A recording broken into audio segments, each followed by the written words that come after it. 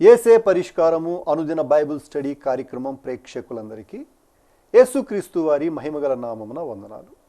ప్రభువునందు ప్రియ దేవుని బిడ్డలారా, నేటి దినము డాక్టర్ కారుపాటి శ్యాన్సాగర్ గారి ద్వారా బైబిల్ స్టడీలోని వాక్య ధ్యానమును సామెతల గ్రంథము నుండి ధ్యానం చేసుకుందాం. మీరందరూ బైబిల్తోనూ నోట్బుక్తోనూ సిద్ధపడి ఉంటే డాక్టర్ కారుపాటి శ్యాన్సాగర్ గారు ప్రార్థన చేసి ఈ దినపు వాక్య పరిచర్య చేస్తారు.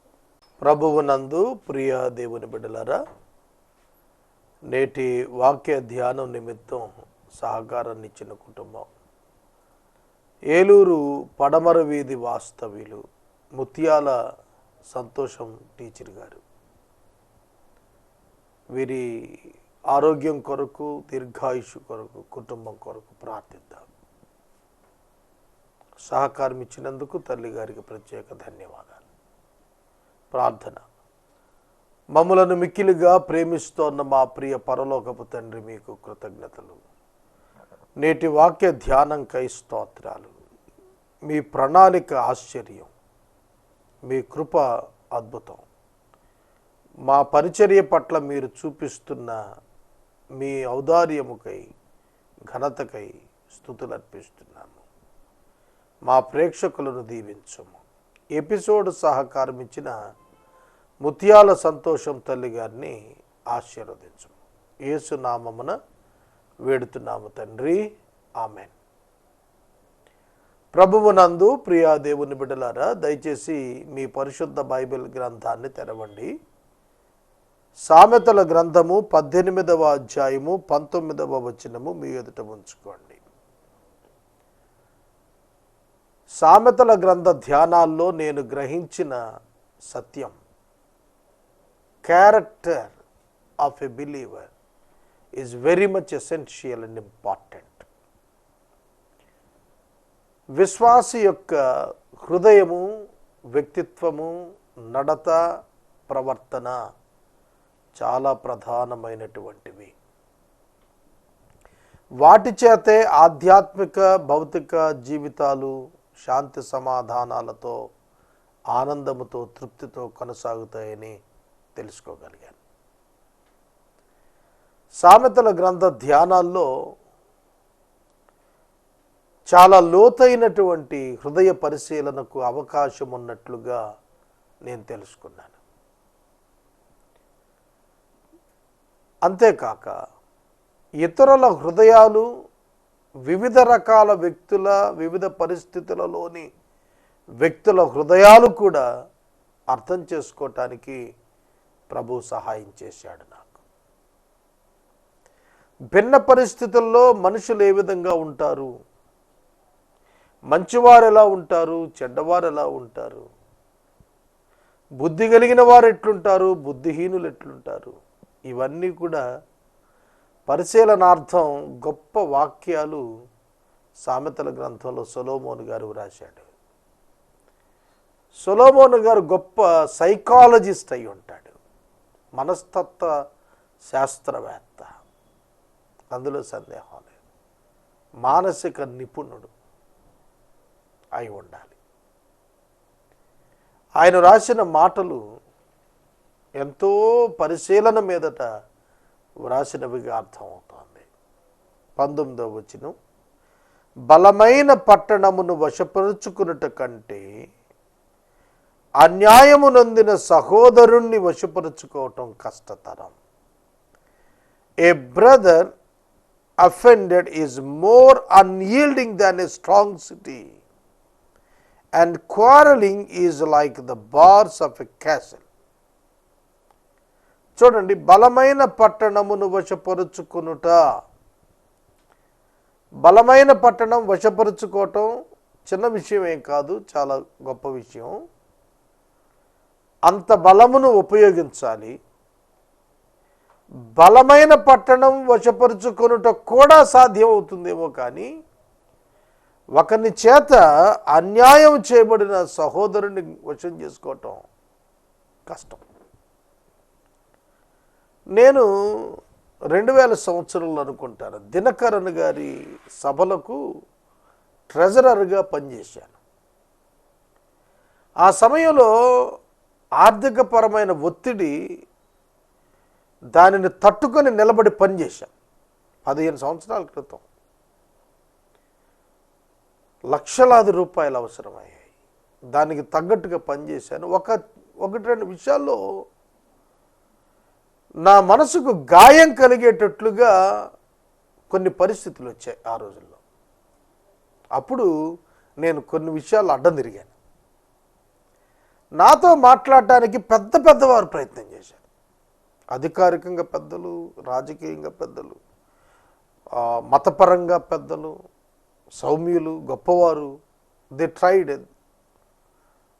వాళ్ళు ప్రయత్నం చేశారు. కానీ నేను ఒప్పుకోలే. ఎందుకు ఈ సందర్భంగా నేను చెబుతున్నానంటే, ఈ మాట, గాయపడినవాడు, బాధపడినవాడు, అన్యాయం పొందినవాడు ఎలా ఉంటాడంటే, పిల్లలుని పోగొట్టుకున్న ఎలుకబంటిలాగా ఉంటుంది. అతను ఫెరోషియస్గా అయిపోతాడు. అతన్ని సాధు చేయటం సాధ్యం కాదు. అలాగే ఒక వ్యక్తి విషయంలో అన్యాయం జరిగింది. ఆ అన్యాయం జరిగిన చోట నేనున్నాను. దాని మీద ఇప్పటికీ నేను రాజీ పడలేకపోతున్నాను, పడను కూడా. అంటే ఎందుకు చెబుతున్నానంటే, అన్యాయము పొందినవాడు సాధుపరచజాలడు.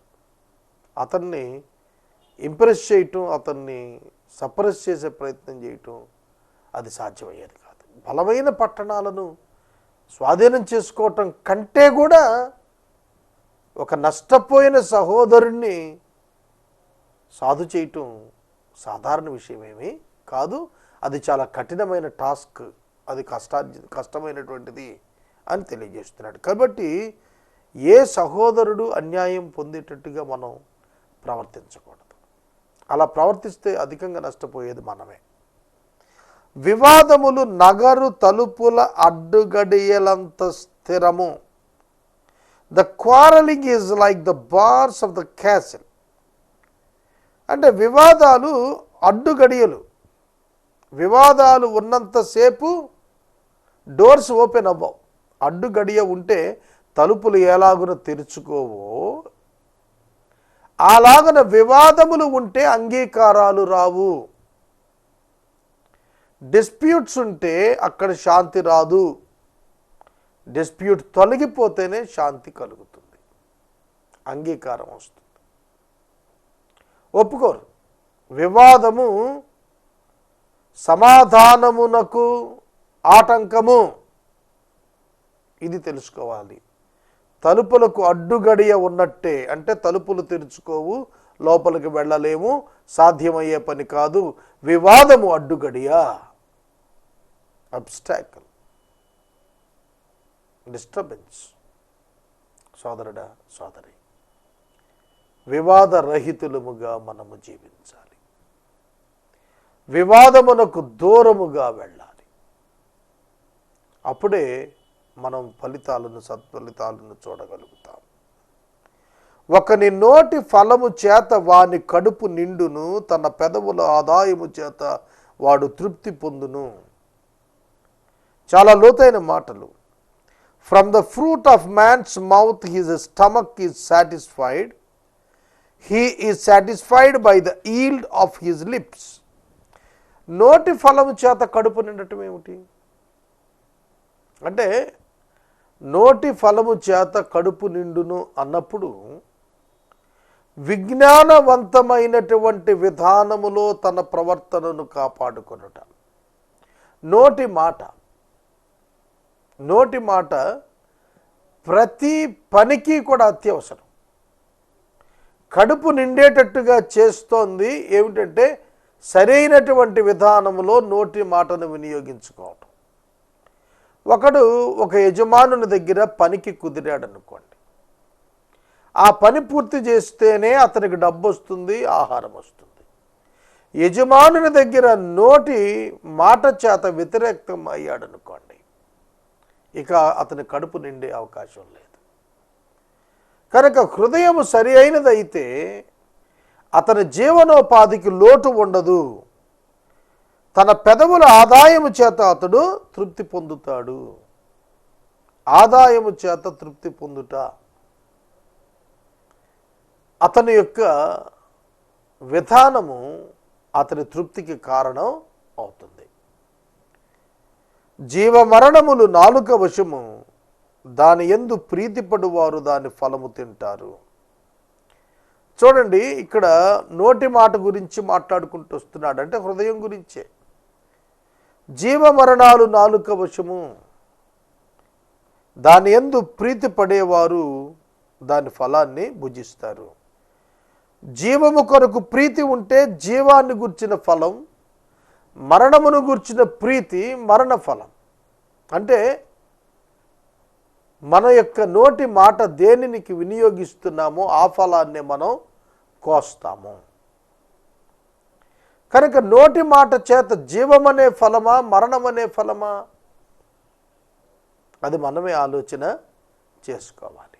నోటి మాటకి ఎంత శక్తి ఉందో చూసారా? నోటి మాట చేతే అత్యధికమైన శత్రుత్వాలు ప్రబలేది.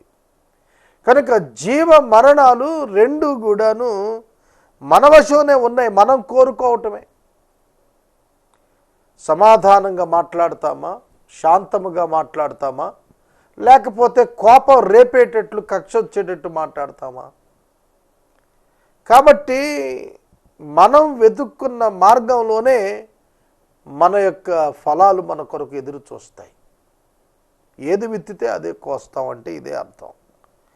భార్య దొరికిన వానికి మేలు దొరికెను, అట్టివాడు యెహోవా వలన అనుగ్రహము పొందినవాడు. He who finds a wife finds a good thing and obtains favor from the Lord. భార్య దొరికిన వానికి మేలు దొరికెను.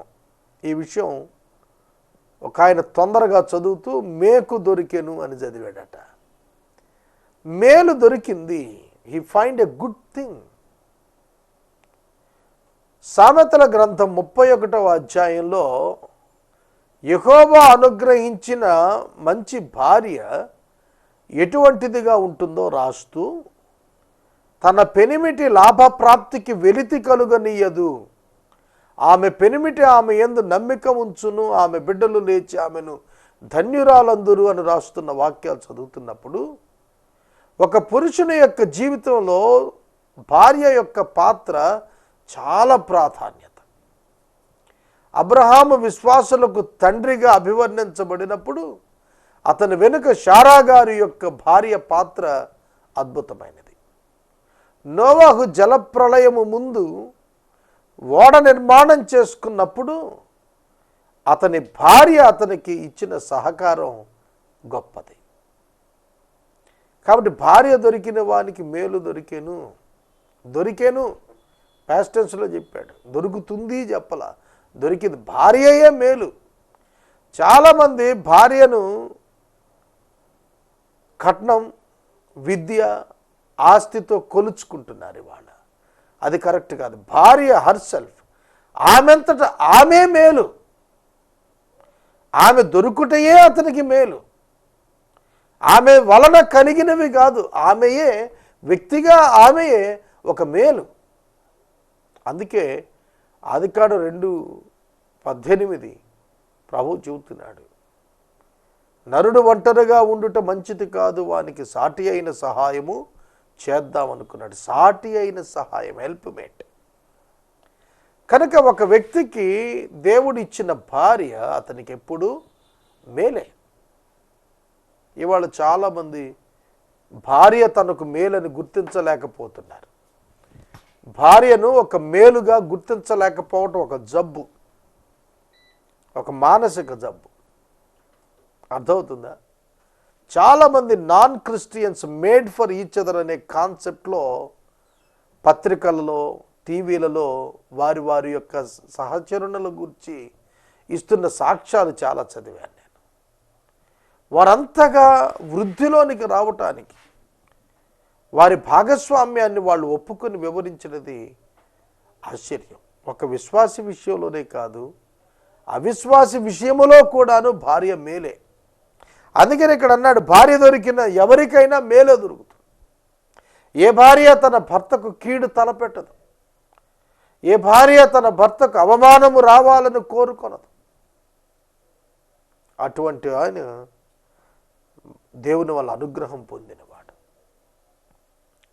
డబ్బు ఉన్నా లేకపోయినా, ఆస్తి ఉన్నా లేకపోయినా, ఉద్యోగం ఉన్నా లేకపోయినా, భార్య పొందినటువంటి వాడి యొక్క జీవితం ఒక బ్రైట్ ఫ్యూచర్, ఒక చక్కటి మార్గం ఏర్పడుతుంది.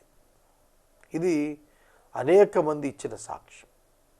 వారు వివాహం చేసుకున్న తరువాత వారి సహచర్యంలో వారి జీవన విధానం మారిపోయినట్లుగా అనేకులు సాక్ష్యం ఇచ్చుట నేను అనుకుంటున్నాను. మీ భార్య మీకు దొరుకుట మీకు దేవుడిచ్చిన అనుగ్రహించిన మేలు. అనుగ్రహం అంటే చాలా పెద్ద మాట, అది సాధారణమైనటువంటిది కాదు. ఫేవర్ అన్నాడు, గాడ్స్ ఫేవర్ అది. కనుక కుటుంబ జీవితం జాగ్రత్త చేసుకోవాలి. కుటుంబ జీవితం ధన్యకరంగా ఉన్నప్పుడు అనేక సమస్యలను ఎదుర్కొనగలిగేటువంటి ధైర్యాన్ని జీవితంలో కలిగి ఉండగలుగుతాం. ఇది వాస్తవం. 23వ వచనం, దరిద్రుడు బ్రతిమాలి మనవి చేసుకొనును, ధనవంతుడు దురుసుగా ప్రత్యుత్తరమించును. దరిద్రుడు బ్రతిమలాడుతూ ఉంటాడు, ధనవంతుడు దురుసుగా మాట్లాడుతుంటాడు. కారణం ఏంటి? ధనం లేక అవసరతలో ఉన్నవాడు బ్రతిమలాడతాడు, తన అవసరాలు తీర్చబడుటకు బ్రతిమలాడుతూ ఉంటాడు. అయ్యా సహాయం చేయండి, నేను పేదవాడిని అంటుంటాడు. ధనవంతుడు నీవు చెప్పు, నీ ఎంతైతే అంత నీ మొహాన్ని పారేస్తానన్నట్టు దురుసుగా మాట్లాడుతుంటాడు. ధనవంతుడు దరిద్రుడు ఇద్దరి యొక్క ప్రవర్తనలో ఉన్న వ్యత్యాసం ఏమిటి? ఒకడు బ్రతిమలాడు వాడుకున్నాడు, ఒకడు దురుసుగా జవాబిచ్చేవాడుకున్నాడు. బ్రతిమలాడటానికి కలిగిన కారణాలు ఏమిటంటే దీనత్వముతో కూడిన పరిస్థితులు, హృదయము నలిగిన స్థితి, హృదయమున బాధను అనుభవించిన స్థితి.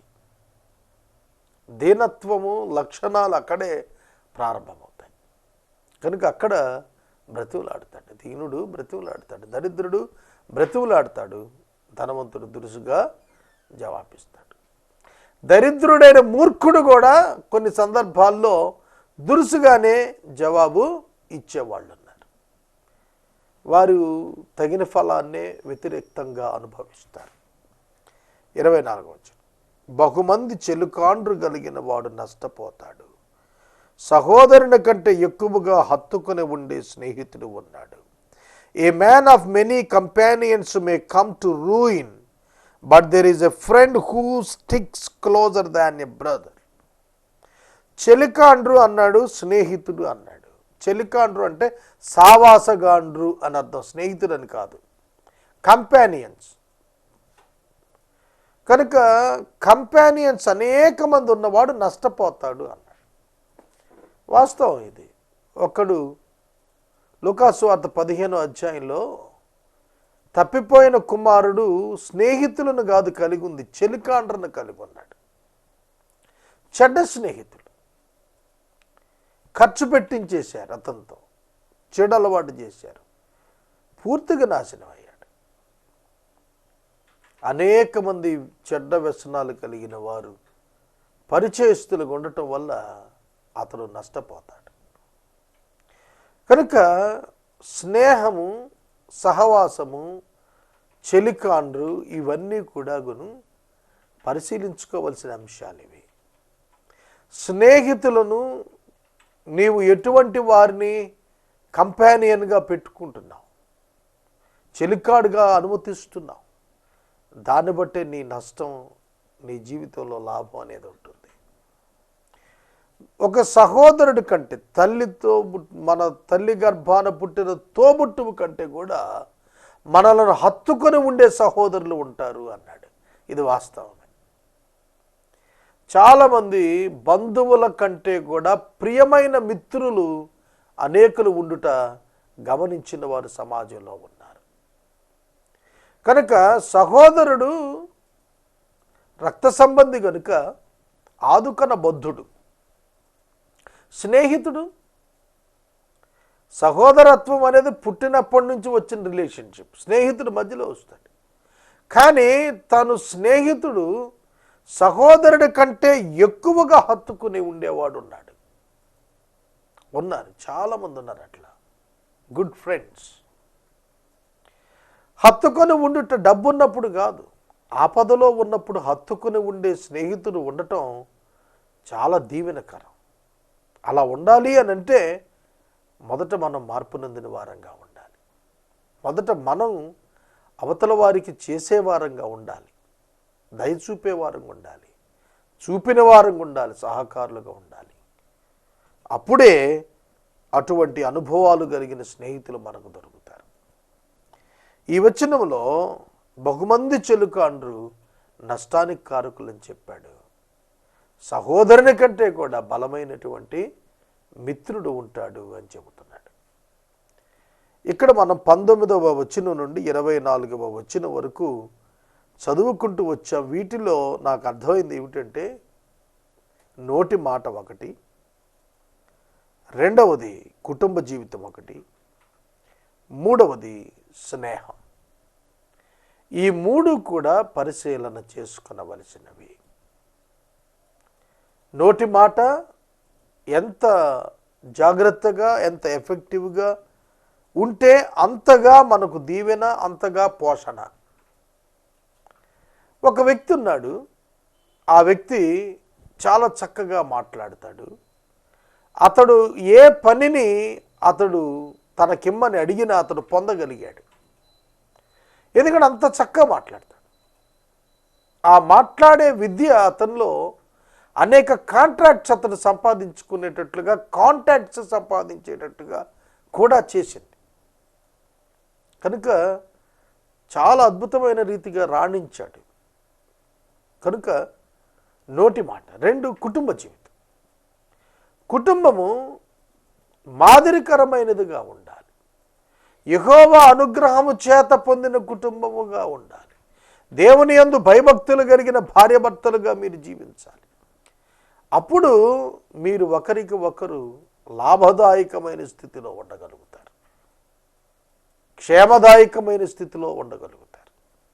అలాగే స్నేహితుల విషయంలో అనేక మంది స్నేహితులు ఉండటం వల్ల ప్రయోజనం లేదు. హత్తుకుని ఉండే నిజమైన స్నేహితుడు కలిగి ఉండటం ఆశీర్వాదకరం. 19వ అధ్యాయము 1వ వచనము ప్రారంభిద్దాం. బుద్ధిహీనుడై తన పెదవులతో మూర్ఖముగా మాట్లాడేవాని కంటే యథార్థముగా ప్రవర్తించు దరిద్రుడే శ్రేష్టము. చూడండి, శ్రేష్టత ఎక్కడున్నది? శ్రేష్టత యథార్థ ప్రవర్తన యందు ఉన్నది. శ్రేష్టత మానవుని ఆర్థిక స్థితి యందు కాదు, ఆధ్యాత్మిక స్థితి యందే, హృదయ స్థితి యందే శ్రేష్టత ఉన్నది. యథార్థంగా ప్రవర్తించినప్పుడు దరిద్రుడైనప్పటికీ భౌతికంగా అతడు గొప్పవాడిగా ఎంచబడతాడు. బుద్ధిహీనుడు తన మాటలతో మూర్ఖంగా మాట్లాడిన అతడు మూర్ఖుడే తప్ప అతని వలన ఏమి ప్రయోజనం లేదు. బుద్ధిహీనమైనటువంటి మాటలు, బుద్ధిహీనుడు పెదవులతో మాట్లాడుతున్నప్పుడు మూర్ఖముగా ఉంటుంది. ఒకడు తెలివి లేకుండుట మంచిది కాదు, తొందరపడి నడుచువాడు దారి తప్పిపోతాడు. ఒకని మూర్ఖత వాని ప్రవర్తనను తారుమారు చేస్తుంది. ఒకడు తెలివి లేకుండుట మంచిది కాదు. Desire without knowledge is not good. Desire without knowledge. So desire అంటే కోరిక, అంటే అవగాహన లేనటువంటి కోరికలు ఉన్నాయే అవి మంచివి కాదు. అవగాహన ఉండాలి. నువ్వు ఒకటి కోరుకుంటున్నావంటే ఎందుకు కోరుకుంటున్నావు, అసలు అవసరం ఏంటి, అవసరత యొక్క ప్రాధాన్యత ఏమిటి, అది గుర్తెరగకుండా కోరుకుంటాం మంచిది కాదు. దేనిని కోరుకున్నా దానికి కావలసినటువంటి గ్రహింపు నీ దగ్గర ఉండాలి. ఒక వేగవంతంగా నడిచే మోటారు వాహనం ఒక విద్యార్థి కోరుకున్నాడు అనుకోండి, ఏమిటి ప్రయోజనం? రేస్ బైక్ అవసరమా? ఒక విద్యార్థికి బైక్ అవసరం, ఓకే. రేస్ బైక్ ఎందుకు? రేసర్స్ కావాలి రేస్ బైక్. అంటే తెలివి లేకుండా కోరికలు, అవగాహన లేకుండా కోరికలు, జ్ఞానము లేకుండా కోరికలు, అవి మంచివి కాదు. వాటి వల్ల ప్రయోజనం లేదు. చాలామంది తమ కోరికలు, తమ డిజైర్స్ జ్ఞానం లేకుండా ఉండుట వలన సరైనటువంటివిగా ఎంచుకొనలేకపోతున్నారు. తొందరపడి నడిచేవాడు దారి తప్పిపోతాడు. అంటే అక్కడ కూడా ఆలోచన లేకుండా, సరైన గ్రహింపు లేకుండా, సరైన తీర్మానం లేకుండా, నడిపింపు లేకుండా, అవగాహన లేకుండా అడుగులు ముందుకేస్తే తొందరగా నీవు ప్రక్కదారి పడతావు, తొలగిపోతావు. ఏ కార్యాన్నైనా ప్రారంభించడానికి ముందు తొందరపడకూడదు. దానిని చాలా నిశ్చితంగా పరిస్థితులను పరిశీలించటం మీదటే దానిలో మనం ముందుకెళ్ళాలి. తొందరపడి ముందుకెళ్తే దెబ్బతింటాం, ప్రక్కదారి పడతాం, తప్పిపోతాం, మార్గం తప్పేస్తాం. అలా చేయటం ద్వారా ఉనికికే కొన్ని సందర్భాల్లో నష్టం వచ్చే ప్రమాదం ఉంది. ఒకని మూర్ఖత వారి ప్రవర్తనను తారుమారు చేస్తుంది. మూర్ఖత వాని ప్రవర్తనను, బిహేవియర్ను తారుమారు చేసేస్తుంది. అంటే నడవవలసిన దాన్ని నడవకుండా చేస్తుంది, ప్రవర్తించవలసిన తీరున ప్రవర్తించకుండా చేసేస్తుంది అతని మూర్ఖత. కనుక మూర్ఖంగా ఉండటం మన ప్రవర్తన మీద ప్రభావాన్ని చూపిస్తుంది, చెడ్డ పేరు తీసుకొస్తుంది, అపనమ్మకస్తుడిగా ముద్ర వేస్తుంది, అయోగ్యుడిగా ముద్ర వేస్తుంది. ఇది వాస్తవం. మూర్ఖునిగా ప్రవర్తించవద్దు. మూర్ఖుడు ఎన్నడూ పరుల చేత అంగీకారం పొందలేడు.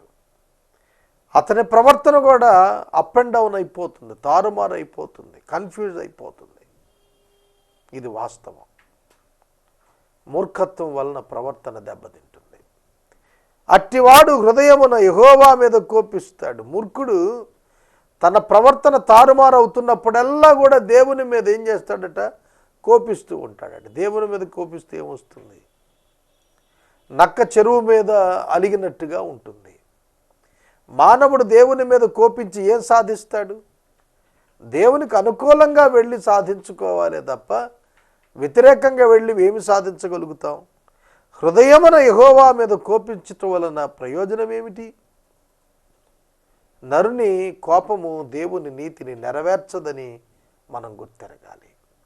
ధనము కలిగిన వానికి స్నేహితులు అధికంగా ఉంటారు, దరిద్రుడు తన స్నేహితులను పోగొట్టుకుంటాడు. ఇది కళ్ళగట్టినట్టుగా లోకంలో ఇప్పుడు కనిపిస్తుంది. ధనము కలిగి ఉంటే స్నేహితులు, ఎంతమంది స్నేహితులైనా వచ్చేస్తారు ధనం ఉంటే. కప్పలు చెరువులో నీరున్నప్పుడు కుప్పలు తెప్పలుగా వచ్చినట్లుగా డబ్బున్న వాడికి స్నేహితులు రావటం కొత్త ఏమీ కాదు. ఆ స్థితి పోయిన దరిద్రుడికి ఉన్న స్నేహితులు విడిచి వెళ్ళిపోతుంటారు. ఎదురైతే ఏం అడుగుతాడో అని భయం. ఇది సాధారణంగా ఈ లోకంలో ప్రస్ఫుటంగా కనిపిస్తున్నటువంటి పాఠమే. ధనాన్ని బట్టా స్నేహం, దారిద్ర్యతను బట్టా పోగొట్టుకోవటం స్నేహితుల్ని. కాబట్టి లోకపరమైన నాణ్యత ప్రమాణం ఇది అనేది ఇక్కడ అర్థమవుతుంది. దేవుని యొక్క ప్రమాణాలు భిన్నమైనవి. ఈ రాత్రికాలపు వాక్య భాగమునకు సహకారాన్ని ఇచ్చినటువంటి కుటుంబం పడమర వీధి వాస్తవ్యులు ముత్యాల సంతోషం తల్లి గారు సహకారం ఇచ్చారు. దేవుడి కుటుంబాన్ని దీవించునుగాక. ప్రార్థిద్దాం. మనము ఇంతవరకు డాక్టర్ కారుపాటి శ్యాంసాగర్ గారి ద్వారా బైబిల్ స్టడీలోని వాక్య ధ్యానమును సామెతల గ్రంథం నుండి ధ్యానం చేసుకుందాం. ఈ కార్యక్రమం ద్వారా మీరు పొందుకునుచున్న ఆత్మీయ మేలులు ఒక ఉత్తరం ద్వారా మాకు తెలియచేయండి. మీ ప్రార్థనా మనవులు మాకు తెలియచేస్తే ఏసే పరిష్కారం కార్యాలయంలో ఏర్పాటు చేసిన ప్రత్యేక ప్రార్థనా శిబిరంలో మీ కొరకు ప్రార్థిస్తాం. మీ కుటుంబ పక్షముగా ఒక ఎపిసోడ్ ప్రసారం చేయాలనుకున్నారు మాకు తెలియచేస్తే మా సిబ్బంది మీ గృహాలను దర్శిస్తారు. ముగింపు ప్రార్థన ఆశీర్వాదాలతో ఈ కార్యక్రమాన్ని ముగించుకుందాం. ప్రార్థన. మమ్మల్ని మిక్కిలిగా ప్రేమిస్తున్న మా ప్రియ తండ్రి, మీకు వందనాలు. వాక్యము విన్న బిడ్డలను దీవించము. ఘనత, మహిమ, ప్రభావాలు మీరు పొందము. ఎపిసోడ్ సహకారులను దయచేయండి. నేటి వాక్య ధ్యాన ఎపిసోడ్ సహకారి ముత్యాల సంతోషం గారిని, కుటుంబాన్ని దీవించండి. ఘనత, మహిమ, ప్రభావాలు మీరే పొందండి. యేసునామమున అడుగుచున్నాము తండ్రి, ఆమేన్. తండ్రి అయిన దేవుని ప్రేమ, కుమారుడిని యేసయ్య కృప, పరిశుద్ధాత్మని యొక్క అన్యోన్య సహవాసం సదాకాలం మనందరికీ తోడైండును గాక.